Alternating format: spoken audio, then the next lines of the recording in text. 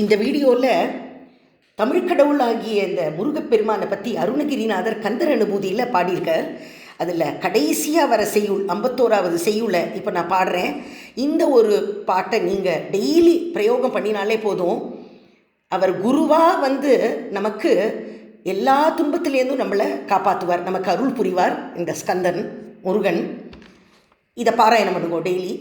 உருவாய் அருவாய் உளதாய் இளதாய் மறுவாய் மலராய் மணியாய் ஒளியாய் கருவாய் உயிராய் கதியாய் விதியாய் குருவாய் வருவாய் அருள்வாய் குகனே முருகா முருகா முருகா முருகா முருகா முருகா முருகா முருகா அப்படின்னு டெய்லி பாடி அவரோட காலை பிடிச்சிட்டாலே போதும், நமக்கு எல்லாமே நல்லதாக